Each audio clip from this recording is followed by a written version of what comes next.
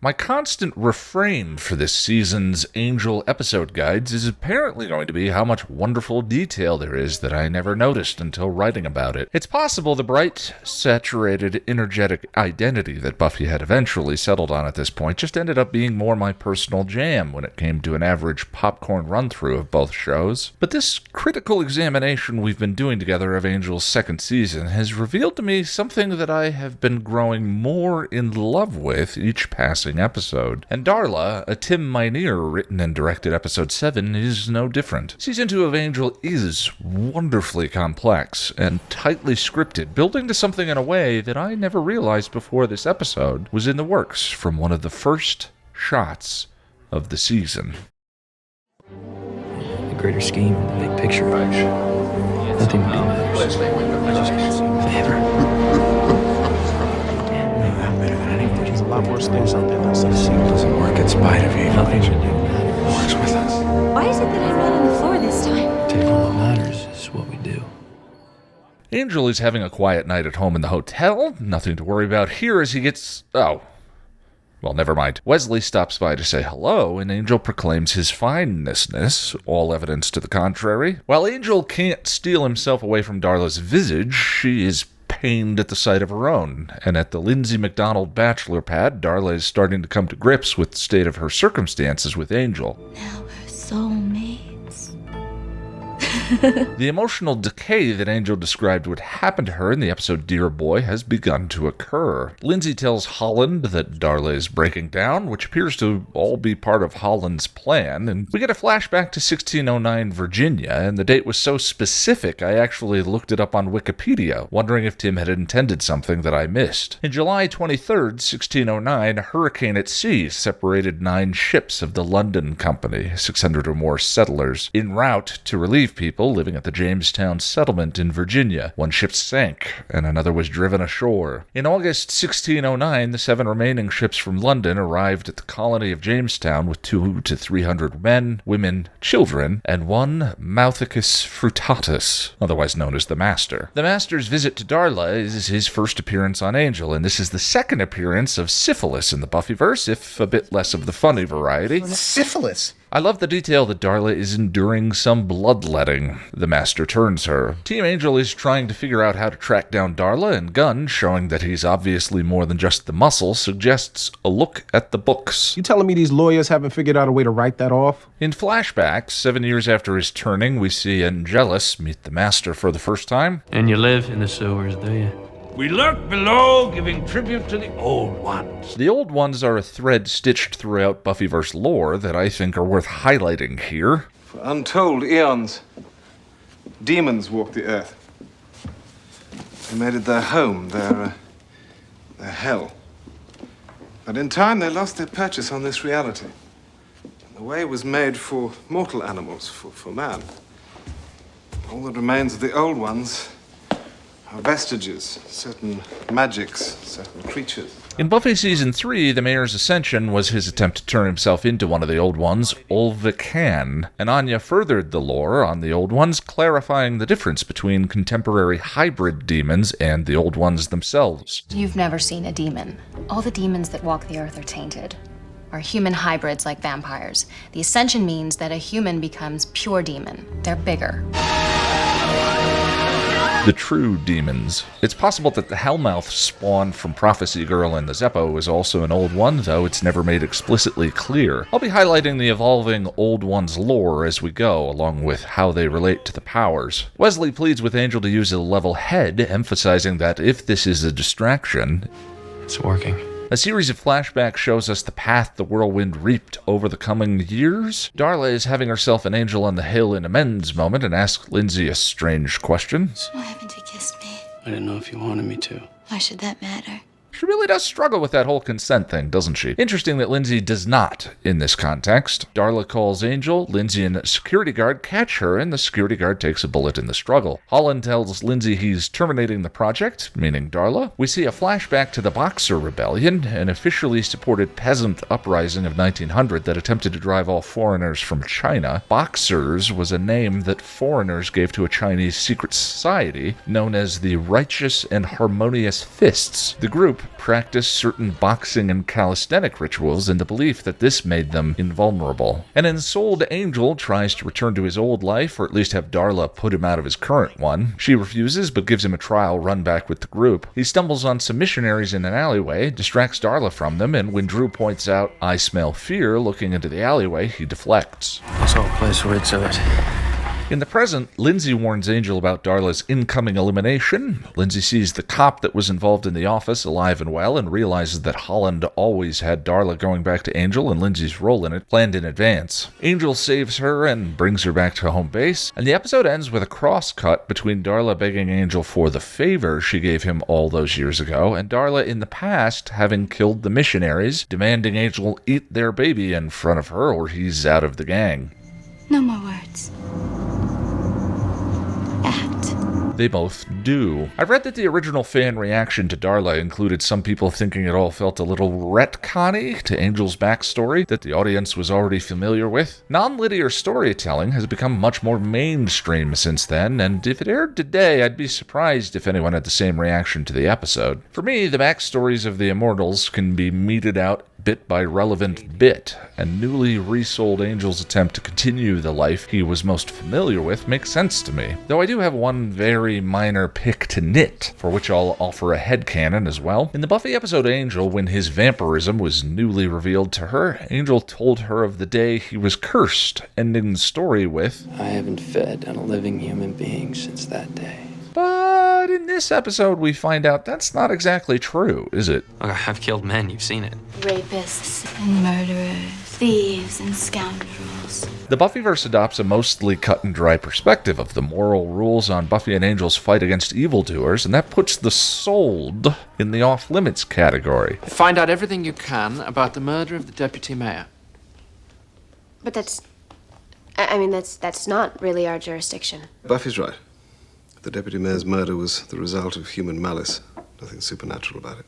And even so, I would think most thieves are just poor peasants trying to eat, so clearly Angel hasn't quite sussed out his code yet? Either way, this episode is evidence that sold Angel actually has killed people. As for not telling Buffy, I can reasonably headcanon it as brevity, Angel not wanting to explain the initial equivocating he went through in the early days of his resoulment. Anyway, Darla is a smashing good episode of Angel, and what an astonishing 2 hours of television we got between the Buffy episode Fool for Love and this crossover episode of Angel the night of Tuesday, November 14th, 2000. Angel isn't subject to the episode 7 effect quite as dramatically as Buffy is. We didn't get one in season 1 because the show at that point was working within its originally intended episodic structure. Season 5's episode feels like it might have been intended to be episode 70, but it's possible that the design of the season got redirected due to the show's impending cancellation. But it does seem like the episode 7s for 2 through 4, with Darla, Offspring, and Apocalypse Nowish, were intended to be pivotal escalations of the season arcs, and Darla is easily my favorite of the bunch. After scripting the incredible Are You Now or Have You Ever Been, Darla is Tim Minear's first time both writing and directing a Buffyverse episode. His only directorial credit previous to this one was an episode of a show called High Tide about, Vampire cowboy? Vampire fireman?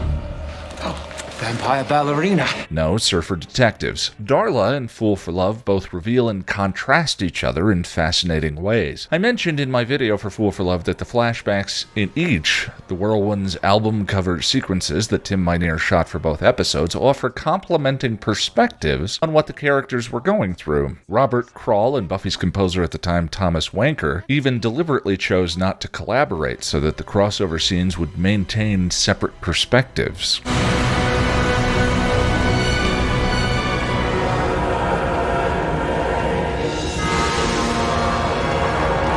Both episodes climax with a sequence in the present that is in some form paralleling or being informed by a flashback to the past. Both episodes feature a surprising character turn. In Fool for Love, we expect Spike to at least attempt an armed conflict with Buffy, or at the very least moan and complain, but instead, he surprises us. What's wrong? In contrast, by the end of this episode, Darla, who actually has a soul, has developed some empathy for what Angel went through all those years ago. She comes to him at the Hyperion, and we expect some form of reconciliation, even if her request was foreshadowed by Angel's. I'm jealous. Not anymore. I can be again. While Fool for Love may have a bit more visual flair going on, especially in the alleyway sequence, Darla feels to me a little more tightly scripted and complex. There's a particular elegance to the structure of it that I really enjoy, occurring in 3 stanzas that follow Darla's history, and each with one of the 3 men in her life, the Master, Angel, and Lindsay, with Angel and the Master both reflecting each other. Darla is sick in both time periods, afflicted with death and afflicted with life. I can feel this body dying, Lindsay. The Master comes to her in the guise of a righteous man, but actually a demon underneath, and says, "Perhaps I can still save her soul." Holland insinuates that history might repeat itself again, with Angel, a righteous man with a demon underneath, when he says that Angel will do what he must do. Save her soul. The Master's actions chucked Darla's soul to the ether. Angel refuses her request, saving it instead. That structure continues the use of the season's mirror motif for developing the primary themes, something I touched on in the video for Guys Will Be Guys. A mirror both reflects and reverses what we see, making it a catalyst for the examination of reality, as well as a distortion of it. One of the first shots of the season was Team Angel at the gym standing in front of a mirror, where he couldn't see himself, but he could see the rest of the team. He then promptly shatters that reflection. The Tish LaFleur then made that symbol a little more literal in Guys Will Be Guys. I don't have a reflection, so Sure you do. I do. You're reflected in the people around you. That episode played with the motif again, through Wesley mirroring what he saw in Angel and discovering that capability had always been a part of him. Darla's seduction of Angel has been working as a reflection of Angel's relationship with Buffy, only with inverted intent. Where Buffy was always trying to bring Angel into the light, Darla's intent has been to drive him from it. And this episode's cold open includes a shot of Lindsay standing in front of a mirror that Darla can't stand to look into, symbolizing her reluctance to consider her life through the perspective her reacquired soul has given her. Lindsay's split image here is a clever visual reminder of the duality many of our characters are dealing with, especially him. I need your help. In fact, the more I watch Angel, the more I think Lindsay might be one of the most interesting characters on either show. Lindsay, who feels the weight of his own consciency soul, and so regularly seeks to surround himself with people that empower him to ignore it and do what he wants. In the first season, that was Holland over Angel, but there's a nice beat in this scene where Darla empowers his bad side as well. Why haven't you kissed me? I didn't know if you wanted me to.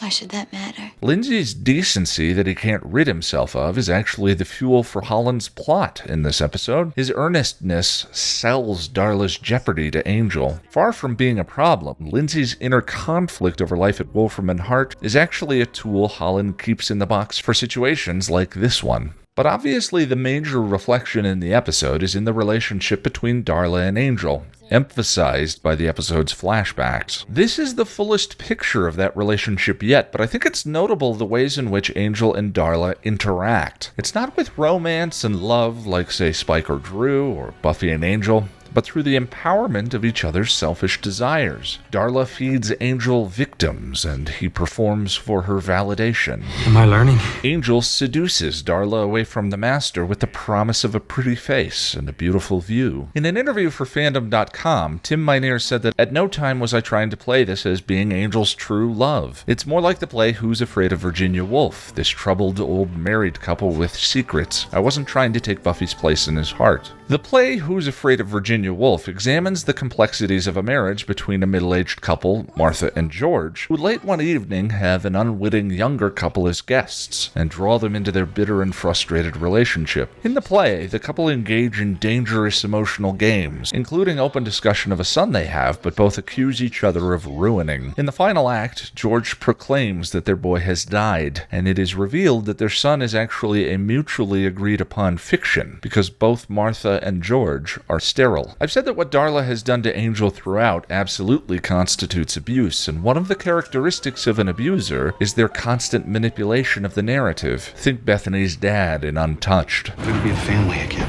As though labeling what happened to her when she was young as family would turn it into something she could embrace. Darla has been using the tactic against Angel since the season started, repainting his interactions with his team as their toxicity. And did any of your friends say thank you? Not exactly. In order to empower his selfish desires. The result of the abuser's manipulation is a shaped scenario in which every apparent outcome satisfies their needs. It's not his fault. I mean, he's not himself when he gets like this. In the scene under the water tower, if Angel succumbed to Darla's seduction, she would win. And if he retaliated against her for it, she would win. In the last scene of this episode, Darla's desperation makes the tactic far more transparent, painting Angel turning her either as justice he deserves to have, or as a favor he needs to repay. It's a powerful scene, because Angel, a survivor, reclaims his narrative. You think you did me a favor? You damned me. His wording here got me to thinking about another line in the episode I'd never considered in detail before. I don't remember anything. It's a great big nothing. Could it be there's no hell? There's a hell. A few of them. I've been to one. Darla has no memory of the afterlife. Why doesn't she remember a hell? And what is hell to a vampire? You're hurting me. That's good too. Especially to one like Darla. In any traditional sense, portrayals of hell involve physical torture and imprisonment across an eternity. But that seems somewhat redundant for a vampire, doesn't it? Angel went to hell with a soul. Without one, a vampire lacks a conscience, and thus the freedom necessary to be able to make decisions contrary to their own desires. Freedom can't exist inside of pure id or a mock addiction, which means that vampires are already immortal prisoners of their own impulse. Perhaps Darla was never sent to hell then, because to be a vampire is a meaningless hell itself already. This is the bad place. And I was reminded of the Twilight Zone episode, A Nice Place to Visit, written by Charles Beaumont. Rocky is shot during a robbery and wakes up in the afterlife with a friendly old man who explains to him that he is there to provide him anything he desires. Rocky asks for money, women, and luxuries, all of which he is given. He wins every game at a casino. The women defer to his every whim. After a while, he begins to feel a little bored and empty, and asks the old man for a challenge he could lose. When the old man says they can set that up, Rocky says he's tired of heaven, and probably deserves to be in the other place, to which the old man replies, Heaven? Whatever gave you the idea you were in heaven, Mr. Valentine? This is the other place! A single donut is a luxurious thing. A diet of only donuts is a meaningless hell. And in the case of a vampire, multiplied by eternity. I love the idea of Darla being able to notice the pain of mortality that most of us can't, because we've never experienced the contrast of life without it. Death doesn't make life inherently meaningful, but if the currency of life is time, our limited supply of it is one of the things that imbues that currency with any value, making how we spend it a significant decision. To read one book or another, to love someone or to not, to fight, to believe in oneself. To feel that heartbeat. To know, really, and for once, that you're alive. It's a gift. Wait a minute. You know what? Holy smokes. This is the bad place. This is the bad place. This is the bad place. This is the bad place. The pig's getting angry. This is the bad place. Beef. Oh, this is the bad place.